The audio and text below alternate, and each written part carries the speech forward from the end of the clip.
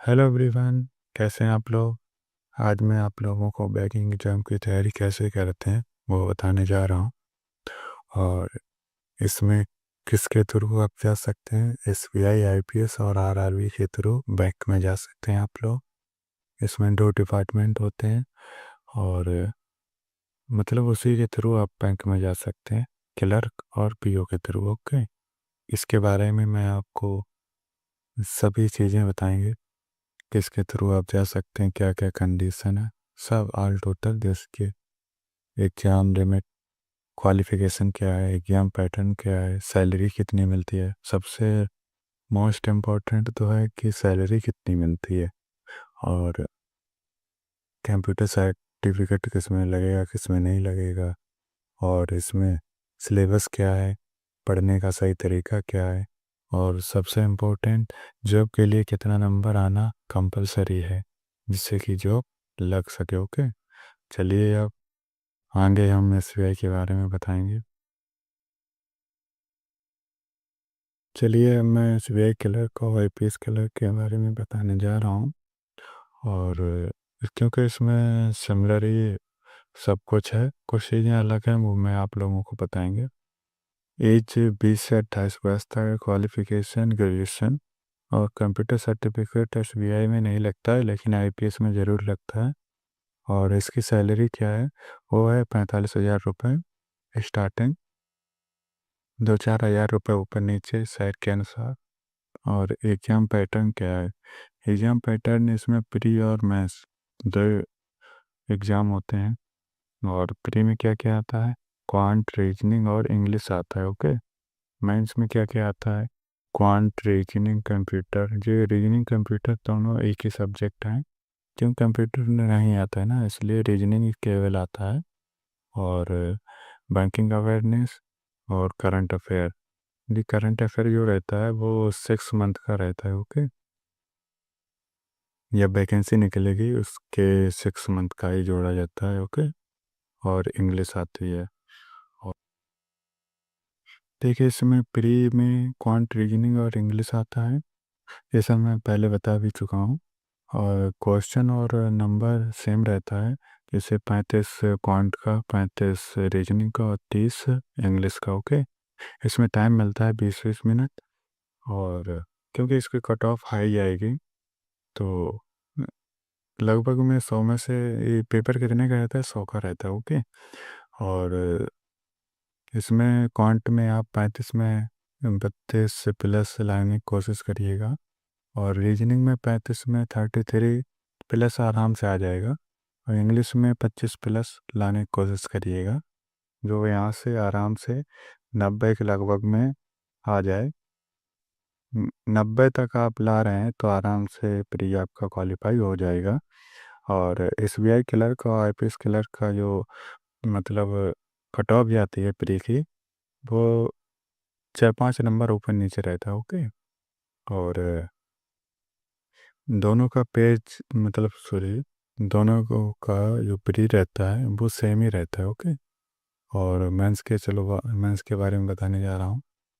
Mains क्या होता है, क्वांट, रीजनिंग और इंग्लिश और जीए, ये 4 सब्जेक्ट आते हैं। ओके, तो इसमें जो क्वेश्चन रहते हैं वो रहते हैं 50-50 और 40 और 50। ओके, और नंबर कितने रहते हैं, 50 क्वेश्चन 50 मार्क के, और ये रीजनिंग के जो 50 क्वेश्चन रहते हैं वो 60 मार्क के रहते हैं। ओके, तो इंग्लिश 40-40 के ही रहते हैं, और जीए 50 क्वेश्चन 50 मार्क के। ओके, और जो टाइम मिलता है वो क्वांट में 45 मिनट मिलता है, रीजनिंग में 45 मिनट, और इंग्लिश में भी 35 मिनट, और जीए में 35 मिनट। ओके, और इसमें कितना नंबर लाना चाहिए, जैसे क्वांट, रीजनिंग और इंग्लिश और जीए में क्वेश्चन जो क्वांट रीजनिंग के रहते हैं वो 100 रहते हैं। यहाँ पे मार्क जो रहते हैं वो अलग अलग रहते हैं, लेकिन यहाँ से आराम से 100 क्वेश्चन से आप 60 नंबर का अगर कर रहे हैं तो आराम से होगा। यहाँ से 60 नंबर निकालिएगा, और इंग्लिश और जीए से 40 नंबर निकालिएगा, 100 आराम से निकालिएगा, प्लस 2-4 नंबर ऊपर नीचे इधर हो जाएं तो चल जाएगा। क्योंकि इसकी जो कट ऑफ जाती है एसबीआई आईपीएस की 90 प्लस ही रहती है, तो आप 90+ लाएंगे तो आराम से हो जाएगा। ओके। अब मैं आप लोगों को आरआरबी पीओ क्लर्क के बारे में बताने जा रहा हूँ। ओके।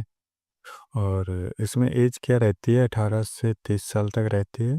क्वालिफिकेशन ग्रेजुएशन और कंप्यूटर सर्टिफिकेट भी होता है इसमें। पीओ क्लर्क दोनों में नहीं लगता है। इसकी सैलरी क्या है? पीओ की जो रहती है वो 75 से 80 हज़ार रुपये रहती है। और शहर के अनुसार और 4-5 हज़ार रुपये ऊपर नीचे होता रहता है। ये कटने के बाद मिलती है, क्योंकि इसके सैलरी तो बनेगी लगभग में 90+। और कटने के बाद जो आपके अकाउंट में आती है वो आती है 75 से 80 हज़ार रुपये। ओके। और क्लर्क की जो रहती है सैलरी वो 40 से 45 हज़ार रुपये आपके अकाउंट में आएगी। ओके। अब इसका एग्ज़ाम पैटर्न क्या है? इसमें प्री और मेंस दो एग्ज़ाम होते हैं। और प्री में क्या रहता है? क्वांट और रीजनिंग रहता है। इसमें इंग्लिश नहीं आती। ओके।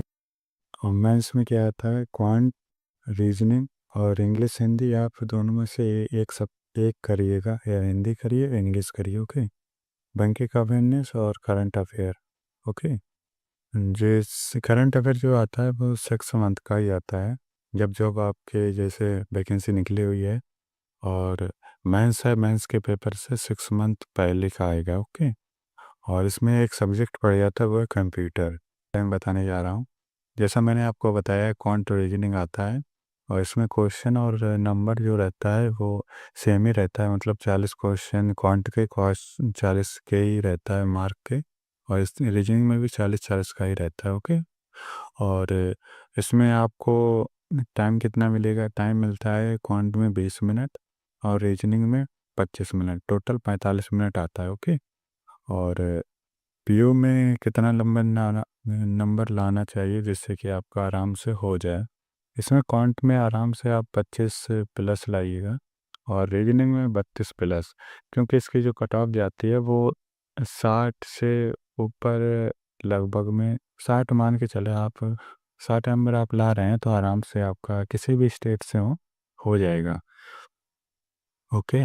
और क्लर्क के बारे में, क्लर्क का जो पेपर आता है वो सरल आता है। और इसकी जो कट ऑफ जाएगी वो 75+ ही रहती है। इसलिए इसका जो क्लर्क का रहता है वो क्वेश्चन और मार्क बराबर रहता है और टाइम भी बराबर रहता है। और इसमें आपको 40 में 40 लाने की कोशिश करिएगा क्वांट में। और रीजनिंग में भी 40 में 40 लाने की कोशिश करिएगा। और रीजनिंग में आप लोग जानते होंगे, अगर आप नए कैंडिडेट हैं तो आप कुछ दिन में मालूम चल जाएगा, या आप पुराने हैं तो आपको मालूम होगा कि रीजनिंग का एक जो क्वेश्चन रहता है वर्ड वर्ड का रहता है। वो आपको जैसे कोई मीनिंग दे दी है, उसमें आप कितने वर्ड बन रहे हैं, तो वहाँ पर निकालने के लिए आपकी इंग्लिश बहुत ही मतलब स्ट्रांग होनी चाहिए। तब भी आप उसमें भी, टीचर भी उसमें कभी कभी कंफ्यूज हो जाता है कि इसका क्या होना चाहिए। तो वो नंबर अक्सर टीचर हो या कोई भी हो, एक क्वेश्चन छोड़ने को ही बोलता है। और आप 39 आराम से कर लेंगे। क्वांट में आप एक दो छोड़ दीजिएगा तो आराम से दोनों से 75 आराम से निकालिएगा, आराम से हो जाएगा। हो जाता है, क्योंकि इसमें इतना हार्ड नहीं है। मैं आप लोगों को मेंस के बारे में बताएंगे। इसमें क्वांट रीजनिंग और कंप्यूटर और इंग्लिश या हिंदी और जी आता है। क्वेश्चन जो रहते हैं वो 40-40 के ही रहते हैं। ओके। और जो मार्क कितने आते हैं नंबर, वो क्वांट 40 नंबर में 50 नंबर का आएगा। और रीजनिंग 40 क्वेश्चन 50 मार्क का।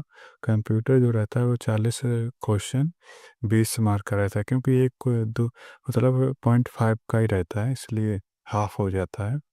और हिंदी या इंग्लिश आप जो भी करें, और 40 क्वेश्चन 40 मार्क का ही रहता है। और जीए 40 क्वेश्चन 40 मार्क का। टाइम मिलता है जो क्वांट में 35 मिनट, रीजनिंग में 35, कंप्यूटर में 15 मिनट, और इंग्लिश या हिंदी में आप 30 मिनट, और जीए में 15 मिनट। ओके। पीओ में कितना आना चाहिए, क्योंकि इसमें इंटरव्यू होता है। ओके। तो आपको कितना नंबर लाना कंपलसरी है, क्योंकि आप इंटरव्यू के लिए सपोज करो जैसे कट ऑफ गई है 60, आपके 60 ही नंबर आ गए हैं, तो आप इंटरव्यू के लिए तो क्या से चले जाएंगे। लेकिन वहाँ पर लीड आपको मिलनी चाहिए। 10-5 नंबर का अगर आप मेंस में अधिक ला रहे हैं तो वो आपका होने का चांस अधिक हो जाता है। ओके। और आप एक दो से हम ये नहीं कह सकते हैं कि होगा ही नहीं, क्योंकि आपका इंटरव्यू बढ़िया जाए और कितना भी बढ़िया जाए तो एक दो नंबर से लीड लेने पर होने का चांस अधिक नहीं रहता है।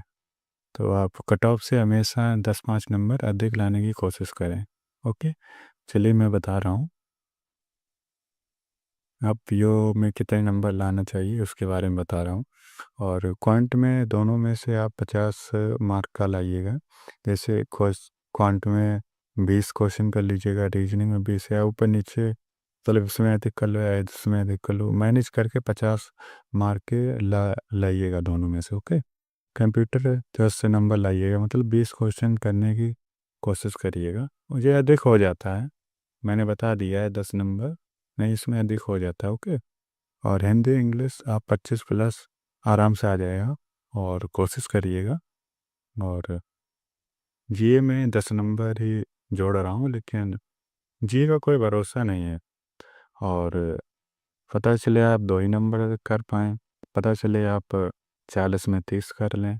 जीए का कोई भरोसा नहीं है। और हम ये नहीं कह रहे हैं कि जीए पढ़ो ही मत, पी जियो सॉरी जीए पढ़ना चाहिए, लेकिन इसमें कितना नंबर आएगा ये बताना कोई नहीं बता सकता है। पेपर में क्या फंसता है क्या नहीं फंसता है, लेकिन 10 नंबर मान के चलो, इतना तो होगा ही। और अगर इधर कम कर रहे हो तो इधर बढ़ा लीजिएगा, दोनों में मैनेज कर लीजिएगा। और कोशिश करिएगा इसमें आराम से 90 तक खींचने की। ओके। अगर आप इसमें से 90 भी ला रहे हैं तो आराम से आपका हो जाएगा, क्योंकि इसमें इंटरव्यू भी होगा। ओके। इसमें इंटरव्यू होता है पीओ में, और क्लर्क में इंटरव्यू नहीं होता है। अब मैं क्लर्क के बारे में बताने जा रहा हूँ। इसमें पीओ और क्लर्क में सेम ही रहता है, क्वेश्चन और मार्क और टाइम सब कुछ सेम रहता है, बस लेवल ऊपर नीचे होता है, मतलब क्वेश्चन का लेवल। और इसमें आप आराम से 30 प्लस करने की कोशिश करिएगा, मार्क आने चाहिए 30 प्लस। और इसमें 40 प्लस, इसमें कंप्यूटर में 10, आप कहेंगे इसमें रीजनिंग में 40, ये 40 मार्क हैं। ओके। क्योंकि इसमें 40 क्वेश्चन, आप कहेंगे 40 ही फुल में फुल, नहीं ऐसा नहीं है। आप आराम से 40 को मार्क के लाइएगा। ओके। और हो जाएगा, क्योंकि सरल आता है। और इसमें कंप्यूटर में 10 आ तो अधिक जाएगा, लेकिन 10 ही जोड़ रहे हैं। और आप इधर इंग्लिश या हिंदी में 30 नंबर लाइएगा और जीए में 20 लाइएगा, इधर 20 हो जाएगा क्योंकि सरल आता है। और आप टोटल यहाँ से 120 अगर ला रहे हैं, 120 प्लस लाने की कोशिश करिएगा। और आराम से आप किसी भी स्टेट से हो जाएगा। ओके। चाहे आप ईडब्ल्यू से हो या एससी ओबीसी जनरल, किसी भी से हो, आराम से 120 हो जाएगा। ओके। चलिए मैं रीजनिंग के सिलेबस के बारे में बताने जा रहा हूँ।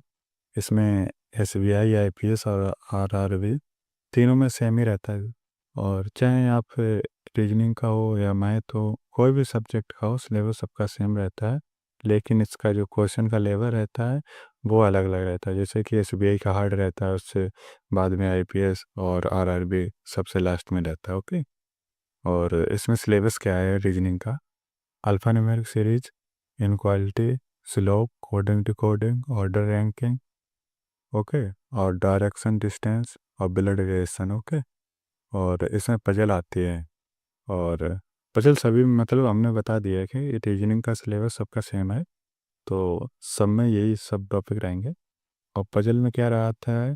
बॉक्स बेस, फ्लोर बेस और flat floor base, day month year, age base. Okay.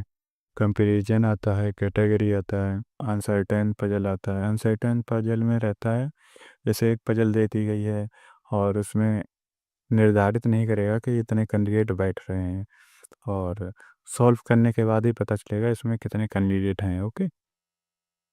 Blood relation base puzzle रहती है। ओके। और सीटिंग अरेंजमेंट, सीटिंग अरेंजमेंट जो रहता है उसमें आते हैं, कैटेगरी ये बता रहा हूँ। और सर्कल बेस, स्क्वायर, ट्रेंगुलर और रेक्टेंगुलर सीटिंग अरेंजमेंट, लीनियर रो, डबल रो अरेंजमेंट। ओके। ये आते हैं। और जो आप देख रहे हैं इनपुट आउटपुट और डाटा सफिशिएंसी, ये दोनों आते हैं टॉपिक, ये आते हैं मेंस के। ओके। और लेकिन जो सीटिंग अरेंजमेंट और पजल और इधर जो मिसलेनियस के, ये आते हैं मिसलेनियस। ओके। एक एक नंबर के रहते हैं। ये पजल रहते हैं वो 5-5 नंबर के रहते हैं। ओके। और पैटर्न तो सब कुछ बता ही दिया है कि इसमें कितना आता है। ओके। और जो दो सब नीचे टॉपिक रहते हैं, ये इनपुट आउटपुट और डाटा सफिशिएंसी, ये मेंस के टॉपिक हैं। ओके। और जो ऊपर वाले सब प्री के हैं। Okay. How to prepare for bank exam, bank exam की तैयारी कैसे करें। ओके।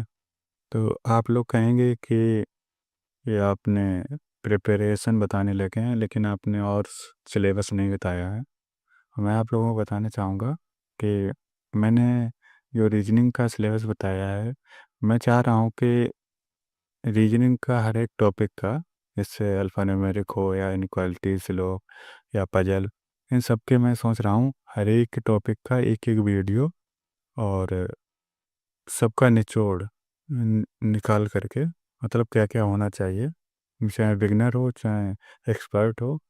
और मैं जितना मैंने पढ़ा है और इतना मैं जान रहा हूँ, और मैं सोच रहा हूँ कि हर एक टॉपिक का एक एक वीडियो डालें जिससे कि आप लोगों की हेल्प हो सके। ओके। तो मैथ का है और सबका सिलेबस मैं डाल देंगे, और रीजनिंग का मैंने स्पेशल डाला है, और मैं आप लोगों को हर एक टॉपिक का एक एक वीडियो डालते रहेंगे जिससे आप लोगों की हेल्प हो सके। ओके। तो आप लोग हमारे चैनल पर जुड़ें और चैनल को सब्सक्राइब करें और शेयर करें। और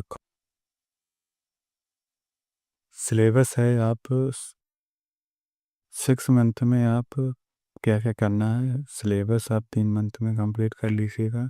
और 3 मंथ बहुत हैं क्योंकि एग्ज़ाम ऑलरेडी लगे हुए हैं, और आप 10-11 घंटे पढ़ेंगे डेली, हो जाएगा। और मॉक आप डेली दीजिएगा और कंसिस्टेंसी रखिएगा, और प्रैक्टिस क्वेश्चन का जितना हो सके उतना करिएगा। जो आप लोग 12 मंथ वाले हैं, आप लोग तो इस बार एग्ज़ाम देंगे नहीं, तो आप आराम से 6 मंथ में पूरा सिलेबस कर लीजिएगा, और डेली 6 से 7 घंटे तक पढ़ते रहिएगा। और मॉक आप संडे दीजिएगा। और डेली ने आप देख के क्या करेंगे, तो आप संडे संडे देते रहिए क्योंकि आपको सिलेबस जल्दी क्लियर करना है। ओके। तो उसके बाद आप मॉक बाद में दें, लेकिन एक मॉक देते रहें Sunday to Sunday. Okay. Calculation speed जो है वो टेबल 1 से लेकर 25 तक आपको आनी चाहिए। स्क्वायर आपको 1 से लेकर 50 तक आनी चाहिए। क्यू आपको 1 से लेकर 20 तक आने चाहिए। फ्रैक्शन वैल्यू और डेली प्रैक्टिस अवश्य करें। ओके। और लास्ट एंड इम्पोर्टेंट बात वो ये है कि आपने जो भी दिन में पढ़ा है, अगर वो रिकॉल नहीं करेंगे तो वो पढ़ा हुआ बेकार है। इसलिए आप डेली जितना पढ़ें उतना शाम को जब सोने जाएं उससे कुछ टाइम पहले रिकॉल पूरा करें। ओके। और हमारे चैनल को सब्सक्राइब करें, शेयर करें